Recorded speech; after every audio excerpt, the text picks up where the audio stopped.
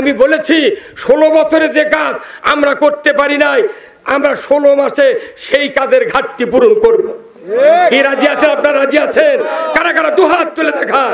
লিল্লাহে তাকবীর, নারে তাকবীর। আল কোরআনের আলো, আল কোরআনের আলো। আমরা সংসদে কোরআন চালু করলে কে আওয়ামী লীগ কে বিএনপি আমাদের কোনো রাগ নাই, সবাইকে নিয়ে আমরা ইসলাম বিজয় করতে চাই। বিএনপির ভাই আমাদের বন্ধু প্রতিম দল, বন্ধু প্রতিম দল বিএনপি আমাদের সাথে দীর্ঘদিন জোট করেছি। এমনও দিন গেছে আওয়ামী লীগের সাথে জামাত যা আন্দোলন করছে, কথা ঠিক কিনা? আমরা সবাইকে বলতেছি, কি বলতেছি, যে সবাই মিলে আমরা ইসলাম বিজয় করি। তাতে বিএনপিকে 100 সিট দেবো, আর আমাদের 4-5টা ইসলামী দল মিলে 200 সিট দেবো। 3 জন ভাগিয়া ভাগিয়া ইসলাম কায়েম করবো। এই কথা কন না, এটা কি অসুবিধা? নামাজ কায়েম, তবলিগের বক্তৃতা, জামাতের বক্তৃতা, পীর সাহেবের বক্তৃতা, বক্তার বক্তৃতা, সারা দুনিয়ার সারা বাংলার সব মানুষ যদি কোরআন প্রেমিক হয় আর সংসদে যদি আল্লাহর আইন কায়েম না হয়, এই বাংলাদেশের 1 ইঞ্চি জায়গার নামাজ কায়েম হতে পারে না। কারণ আল্লাহ কোরআনে বলছেন, আল্লাযীনা ইম্মাক্কানাহুম ফিল আরদ আকামুস সালাতা ওয়া আতাউয যাকাতা ওয়া আমারু বিল মারুফ ওয়া নাহাউ আনিল মুনকার ওয়া লিল্লাহি আকিবাতুল উমুর। সূরা আল হজের 41 নম্বর আয়াত বাড়ির যা পড়ে দেখবেন, আল্লাহ নিজে বলছেন, মুসলমান যদি তোমরা কোনো দেশের রাষ্ট্র ক্ষমতায় যাও, 4টা আইন চালু করবে। 1 নম্বর নামাজ কায়েমের আইন, 2 নম্বর যাকাত আদায়ের আইন, 3 নম্বর ন্যায়ের আদেশ, 4 নম্বর অন্যায়ের নিষেধ। আল্লাহ বলেছেন, এই 4টা দফা যদি এই পৃথিবীর জমিনে কায়েম করো, জমিনটা হবে জান্নাতের জমিন। কার কথা? কিয়ামত পর্যন্ত দেখা যায় মেলা বক্তার বেটা বেনামাজি, এই কথা কোন দেখা। আবার মুয়াজ্জিনের বেটা ডবল বেনামাজি, মোতাল্লির বেটাও বেনামাজি আছে, আছে না নাই? কি আছে না? আছে। আবার মেলা হাজির বেটা আছে, তারা ওযুই জানে না। তাহলে কি হলো? এই নামাজ কায়েম সরকার যদি করতো, এই দেশের দশক থেকে বৃদ্ধ সুস্থ পর্যন্ত 1 ওয়াক্ত নামাজ কাজা করবে না।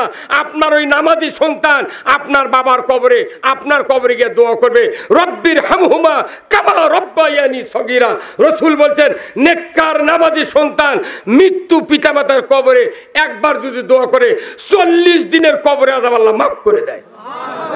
তাহলে এইরকম সন্তান আমাদের ঘরে ঘরে হোক, এটা কি চান না? কি চান না? তাহলে কি আল্লাহর আইন ছাড়া এই দেশ না চললে এই কাজ হবে? তাহলে আমরা সব আইন দেখেছি, একটাবার আল্লাহর আইন দেখলে অসুবিধা কি? এখন যদি মনে করেন যে আল্লাহর আইন চালু হোক, এটা আমরা বিরোধিতা করব, তলে তলে উপরে উপরে মুখত সালামেল গিয়ে দেবো, তলে তলে বিরোধিতা। সে তলকার খবর আল্লাহ কোরআন কথা কি কথা। আচ্ছা, আপনারা তো গতকাল গেছে শনিবার, আজ কি বার? এতে গেল শুক্রবারে তো নামাজ পড়েছেন, 60 বছর তো পড়ছেন। আচ্ছা, যেগুলো ইমাম আছে, ইমামরা কোনো খুতবা দেয় এখনো? আমিও আমার 46 বছর ইমামতির বয়স। খুতবাতুল হাকাম আছে প্রত্যেক মসজিদের ইমামের কাছে, খুতবার বই। সানি খুতবাত একটা রাষ্ট্রনীতির হাদিস পড়ে প্রতিদিন শুক্রবারে। আমি 100 জন ইমামের ভাইবা নিছি, 98 জন ইমাম ওই হাদিসের অর্থ জীবনে পড়েনি, মুক্তাদিক শুনেনি। খালি 2 জন ইমাম আমার কথা, হুজুর আমি এলা পড়েছি, তা মুক্তাদিক কইনি। তাহলে আপনি এই যে বছর বছর টাকা লেছেন, এই টাকা আপনার পরিশোধ হবে কিয়ামতের মাঠ। কতখানি মারাত্মক কথা এখানে হাদিস আল্লাহ রসুল বলছেন। আল্লাহ রসুলের গুরুত্বপূর্ণ হাদিস। এই হাদিসটা যেদিন পড়েছি গায়ের লোম শিহরিয়ে ওঠে। আমার রসুল বলছেন, ও সুলতানু জিল্লুল্লাহি ফিল আরদি মান আহানা সুলতানাল্লাহি ফিল আরদি আহানাহুল্লাহ। আল্লাহু আকবার। আমার রসুল বলছেন, ন্যায়পরায়ণ শাসক আল্লাহর ছায়া সদৃশ্য। ন্যায়পরায়ণ শাসক কি? আল্লাহর ছায়া সদৃশ্য। কোন তো কোরআনের শাসক ছাড়া, কোরআনের শাসন ছাড়া ন্যায়পরায়ণ শাসক হবি ভাই? আর রসুল শাসক ছিলেন, আবু বকর ছিলেন, উমার ছিলেন, ওসমান ছিলেন। এখন আবার করছে ওই উমর কি আর আছে, তাই উনকে আর শাসন করবো? হ্যাঁ, কথা বল না কেন? এটা বহু আমার কল যে অনুবেক্ষণদের দেখলে মনে করেন 1 লক্ষ স্বাদ হয়ে গেছে। কথা কন, আমরা যারা ফুরফুরার শিলচরের ভক্ত আছি, ওনার জীবনে আমি 7 বার পড়েছি। ওনার জীবনে লেখা আছে শিক্ষা বিস্তার সংস্কারে হযরত আবু বকর সিদ্দিক রহমতুল্লাহ আলাইহি। ওনার জীবনী আমি নিজে পড়েছি, আমার কাছে এখনো বই আছে। উনি 1926 সনে জমিয়ত উলামায়ে বাংলা আসাম নামে একটা দল গঠন করেছিলেন। সেই দলের উনি সভাপতি হয়েছিলেন। 1926 সালের উনি কনফারেন্সে একটা বক্তব্য দিয়েছিলেন যে বাংলাদেশের ভারতবর্ষের যত আলেম ওলামা আপনাদেরকে আমি বলতে চাই, শরীয়ত, তরিকত, হাকিকত, মারিফাত চারটে পূর্ণরূপে আমল করার পর আলেমদেরকে রাজনীতি করা আবশ্যক। কতক্ষণ আলেমদেরকে রাজনীতি করা আবশ্যক। আলেমগুণ রাজনীতি থেকে দূরে সরে থাকার কারণে সমাজে অন্যায় অবিচার ছেয়ে গেছে। কে কথা? 1300 মুজাদ্দিদ আবু বকর সিদ্দিক রাহমাতুল্লাহ আলাইহি ওই পীর যা কছে আমরা তা মানি না। ওনার 57টা ওসিয়ত নামাজ আছে। উনি বলেছেন প্রত্যেক মসজিদে মসজিদে দার্সে কোরআন, দার্সে হাদিস চালু করুন, সহিহ তাজবিদ সহকারে কোরআন শিক্ষার আসল চালু করুন। আমরা যখন মসজিদে কোরআনের কথা বলি, এক শ্রেণীর লোক কয় না না জামাতে গিয়ে গেলে মিটিং চলবে না। আরে আমরা তো ফুরফুরার কাম করছি। কতক্ষণ এই বাংলাদেশের ফুরফুরার থেকে যতগুলো বক্তা এসেছেন এই বাংলাদেশে, খালি আব্দুল হাই সিদ্দিকী ছাড়া এই মিশকাত সিদ্দিকী, কাহার সিদ্দিকের ছেলের থেকে শুরু করে মতিউল্লাহ ইব্রাহিম পর্যন্ত যত এখন পর্যন্ত যত বক্তা আছে, তাহের কাহার যত আছে, সাত্তার সিদ্দিকী, সবার সাথে আমি বক্তৃতা করেছি। অধম আমি তাদেরকে বলেছি, ওনারা বলেছেন ভাই অরিজিনাল কথা আপনি করছেন, কোরআনের কথা অনুযায়ী যদি না চলি আমার এইগুলি দিয়ে মুক্তি পাওয়া সম্ভব নয়। আমি আপনাদেরকে বলতে চাই, পীরের জীবনী পড়েন, দেখেন উনি কি বলেছেন। উনি একজন মুজাদ্দিদ ছিলেন, কথা ঠিক কিনা? উনি জামানার মুজাদ্দিদ, আমরা তার কথা মানি না। আজকে দেখেন দার্সে হাদিস, দার্সে কোরআন যদি মসজিদে মসজিদে থাকতো, মসজিদের মুসল্লিরা কোরআন শুনতো, কথা ঠিক কিনা? এমনও ঘটনা ঘটে যায় যে মসজিদে কোরআনের কথা কলি, কেউ কেউ কয় এরা জামাতি, ওঠ কথা কন না, ওঠ। আরে বা কোরআনের কথা তাও বিশ্বাস করছে না। এটা কোন ধরনের কথা? অথচ আল্লাহ রসুল বললেন ন্যায়পরায়ণ শাসক আল্লাহর ছায়া সদৃশ্য যে বা যাহারা, কত গুরুত্বপূর্ণ হাদিস। আগামীকালকে ফজর পরে এই হাদিসটা সানি খুতবার শেষ পৃষ্ঠে আছে, দেখবেন আল্লাহ রসুল বলছেন যে বা যাহারা ন্যায়পরায়ণ শাসক কায়েমের বিরোধিতা করবে সে যেন স্বয়ং আল্লাহর বিরোধিতা করল। আল্লাহর বিরোধিতা করে আমার হজ উমরা আর এতে কাবার কুরবানি কে কবুল করবে? করতা নদীত ভাইসা যাবি, কথা কর না কে? আমরা কোরআনে পড়েছি আমার আল্লাহ তারপরে কোরআনে সূরা মুদ্দাসসিরে বলেছেন 4টি কারণে মানুষ জাহান্নামে যাবে। তারই 1 নাম্বার, যারা নামাজ আদায় করবে না তারা জাহান্নামে যাবে। আমাদের আন্তরিক দুঃখ হয় মানুষের বাড়িতে আগুন লাগলে আমরা বালতি ঠিলা নিয়ে পানি নিয়ে দৌড় মারি, কিন্তু মানুষের বাড়িতে যখন বেনামাজি থাকে, আপনার আমার বাড়িতে যখন বেনামাজি থাকে, আমরা আগুন লাগানোর জন্য বালতি নিয়ে পানি নিয়ে যাই, কিন্তু ওর বাড়িতে একটা বেটা নামাজ পড়ে না, এর জন্য কারু আগ্রহ নেই। বরং আমরা চাচ্ছি নামাজের দেশে কায়েম হোক, মসজিদগুলিতে নামাজ না আদায় করলে কি হবে এই কথা আলোচনা হোক, কোরআনের কথা আলোচনা হোক। কিন্তু দুঃখের বিষয় আমাদের এলাকায়, বিশেষ করে বাংলাদেশে মসজিদের ইমাম নিয়োগ দিতে লাগে চিন্তা করা লাগে। কেউ চিন্তা, এই দেখতো ই কোন দল করে নাকি, হ্যাঁ কথা কর না কয় যে ই কোন দল করে নাকি, তোর না ই দল করে না, ই নির্দলীয় তত্ত্বাবধান। আচ্ছা একটা মানুষ যদি আপনি দল না করে, কোরআনে আল্লাহ কাছে দল দুটা, কয়টা? হ্যাঁ তোর কর না কয়টা? দুটা। 1 নম্বর দল কার? আল্লাহর। 2 নম্বর দল কার? শয়তানের। তাহলে দল হচ্ছে আল্লাহর, এই কোরআন কার? তাহলে এই কোরআনটা আল্লাহর দলীয় কিতাব, কথা কয় না? এই জন্য কোরআনের কথা বলে কিছু কিছু লোক বিরুদ্ধে যায়। কারণ কি? তুই খালি আল্লাহর দলের কথা কইস, আমার দলের কথা কব না, তোর দলের দিয়ে একটা ঢুকে দে, কথা কয় না? কোরআন যে আল্লাহর দল, এটা হচ্ছে আল্লাহর দল হিজবুল্লাহ, আল্লাহর দলের কিতাব এটা, তাহলে কথা তো আল্লাহরই হবি, কথা কন। তাহলে এই দল না করে আপনি মরে যান। ইমামও খুঁজিচ্ছে নির্দলীয়, তাহলে নির্দলীয় দলের পাশে ইমামের পাশে নামাজ পড়লেন ভালো। যে ইমাম আল্লাহর দল করে না, কোরআনের পক্ষে কথা বলে না, এই ইমাম যদি দেখে আমার মুক্তাদি মারা গেছে তাই তো দল করেনি, তাহলে অবশ্যই কবরের মধ্যে বলা লাগবে বিসমিল্লাহ আলা মিল্লাতে নির্দলীয়, কত কয় না? কেন লোকমান ভাই কি? হ্যাঁ, কিন্তু ওটিটা করছু কে তুই বিসমিল্লাহ আলা মিল্লাতে? কে তুই দুনিয়াত কি দল করলু? তুই মরার পর ওই দল থাক, সরষা ভাঙ্গু, কথা কন না? এটা বুঝতে হবে। দল হচ্ছে এটা আল্লাহর ঘোষণা। তোমাকে দল করতে হবে। কেন করতে হবে? আল্লাহ কোরআনে বলছেন, ওয়ালতাকুম মিনকুম উম্মাতুন ইয়াদউনা ইলাল খায়রি ওয়া ইয়ামুরুনা বিল মারুফ ওয়া ইয়ানহাউনা আনিল মুনকার ওয়া উলাইকা হুমুল মুফলিহুন। আল্লাহু আকবার। আল্লাহ বলেছেন অবশ্যই একটা দল থাকবে, তারা মানুষকে ইয়াদউনা ইলাল খায়র, ভালোর দিকে ডাকবে হাত দিয়ে, সুবহানাল্লাহ। আর এই দল কাজ হবে ন্যায় কাজের আদেশ, অন্যায় কাজের নিষেধ। এই কাজ যারা করবে আল্লাহ সার্টিফিকেট করেছেন তোমরা সফল। তাহলে আমরা বাঁচার জন্য আখিরাতে এই দল করব কি করব না? আর আবার আল্লাহ কোরআনে বলছেন সূরা সফের 4 নম্বর আয়াতে, ইন্নাল্লাহা ইউহিব্বুল্লাযিনা ইউকাতিলুনা ফি সাবিলিল্লাহ। আল্লাহ বলেছেন নিশ্চয় ওই ব্যক্তিদেরকে আমি আল্লাহ সবচেয়ে বেশি ভালোবাসি যারা সফান কান্নাহুম বুনিয়ানুম মারসুদ, যারা সীসা ঢালা প্রাচীরে নেয় ঐক্যবদ্ধ হয়ে আমার রাস্তায় ইসলাম বিজয়ের সংগ্রাম করে। জোরে কোন আল্লাহু আকবার। যারা ইসলাম বিজয়ের সংগ্রাম করে তাদেরকে ফাঁসির মঞ্চে দিয়ে শহীদ করে দেওয়া হয়েছে। 4000 বছর যদি এই দেশের মানুষ একত্র হয়ে চেষ্টা করি, নিজামের মতো, আব্দুল কাদের মোল্লার মতো, মুজাহিদের মতো এই লোকগুলি দুনিয়াতে তৈরি করা সম্ভব হবে না। আমরা দলীয় স্বার্থে নয়, আমরা ইসলাম বিদ্বেষী হিসেবে মনে করি যে জামাত ইসলাম যে কথাগুলো করছে ওরকে কথা। কোরআন যদি আল্লাহর ইজ্জতের কসম 370 টাকা লাগবে একটা কোরআনের তর্জমা কিনতে। বগুড়া আদর্শ লাইব্রেরি বড় মসজিদের পশ্চিম গেটে আছে। আপনি কত ধান বেচেন, কত টাকা ব্যাংকে আছে, কত খরচ করতেছেন হাট বাজারে, অথচ আপনার বাড়িতে একটা কোরআনের তর্জমা নাই। আপনি মিশে মিশেই ইমানদার সাথে বসে আছেন। আজকে জাতি কোরআন পড়ে না, কোরআন বোঝে না, বিজায় আমরা কোরআনের কথা বলি, আমাদের উপর দুশ্মনী দেখায়। কি কথা ঠিক কিনা? এখানে তো আপনারা যে মানুষ, এখন আমি যেগুলো মাহফিল করি, গত এই সেপ্টেম্বরের প্রথমেই 3 তারিখে মাহফিল করছি ঠাকুরগা বালিয়াডাঙ্গি। ইনি গেছিলেন আমার সাথে, বিহার রাজ্যের একবারে পেছনেই, ওখানে বেড়া কাটা তারে, এখানে 1.5 লক্ষের মতো লোক, 1.5 লক্ষ লোক।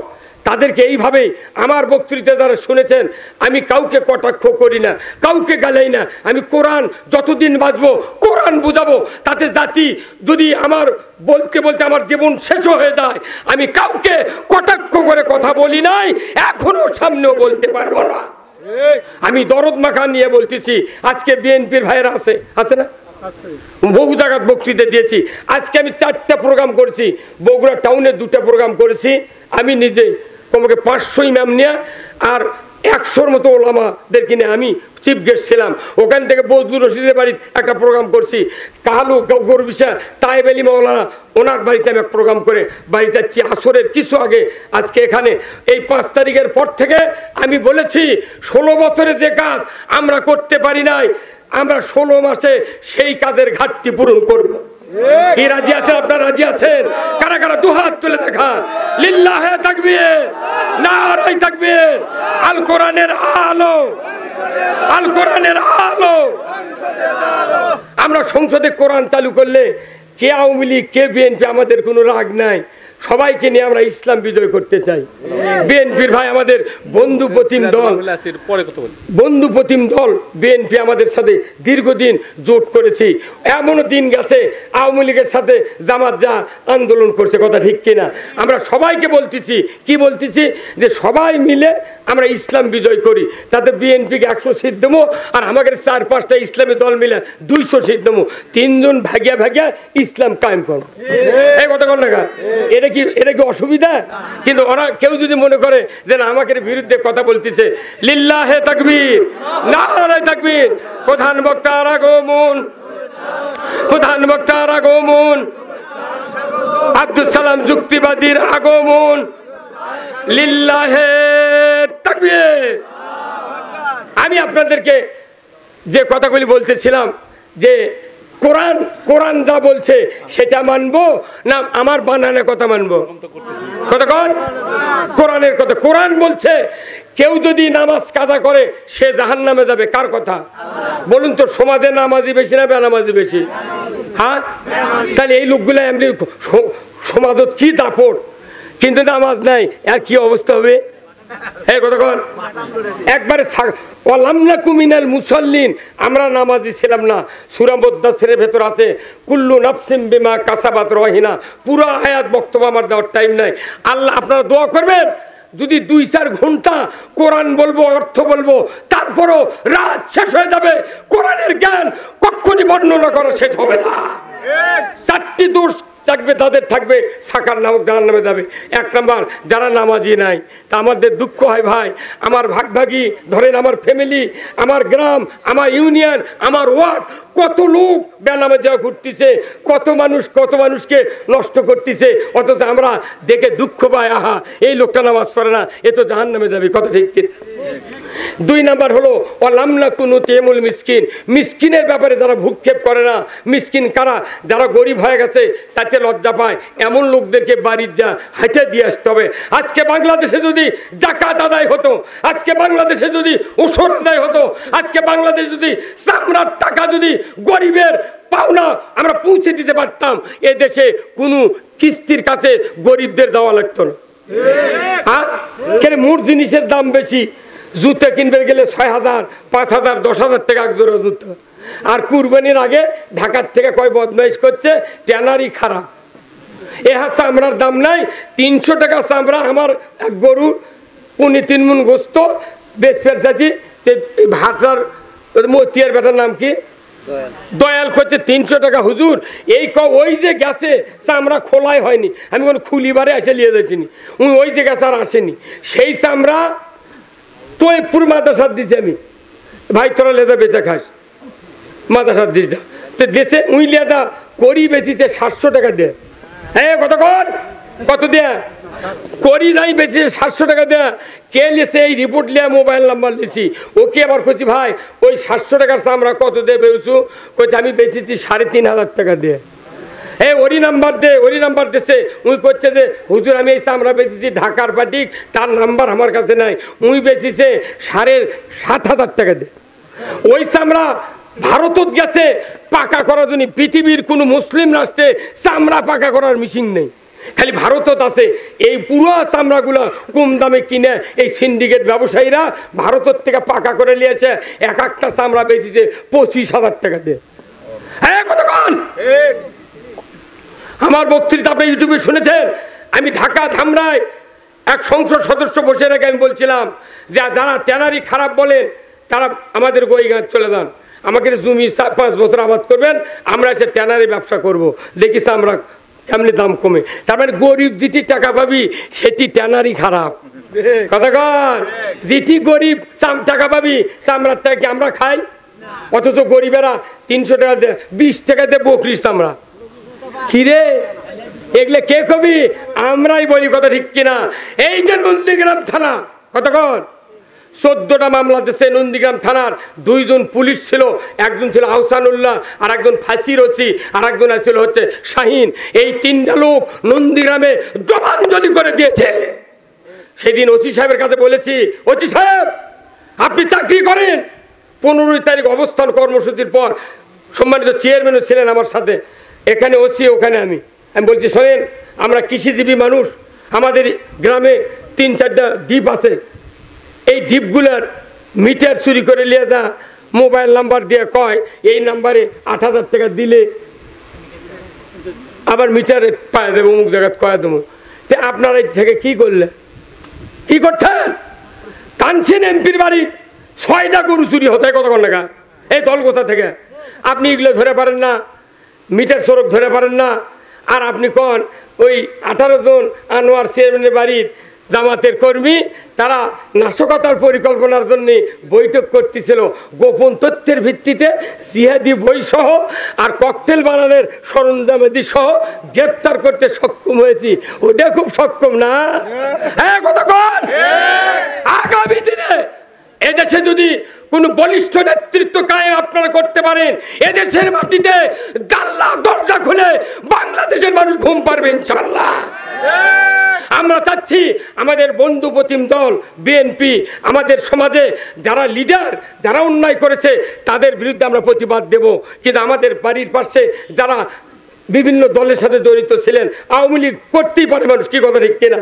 আমরা যদি তাদেরকে এখন প্রেশার দিই তাহলে তো আমরাও ওদের লাগানি হয়ে গেলাম।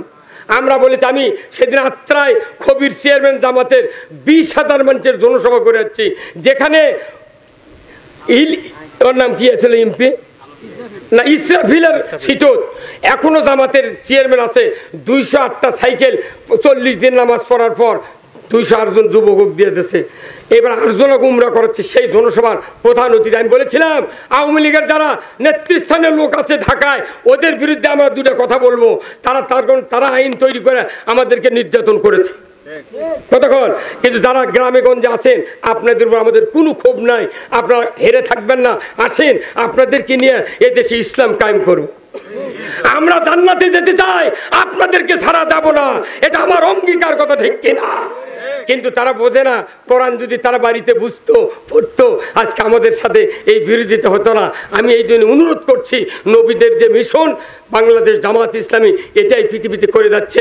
জামাত যদি অন্যায় দল হয়, জামাত যদি হারাম হয়, জামাত যদি নিষিদ্ধ দল তো করছিল কি 16 বছরে জেল, গুম, খুন, আয়না ঘর দিয়া, ফাঁসি দিয়া, তাও হাফসাজা না পারে ছাত্র সমাজ নামলো পারে।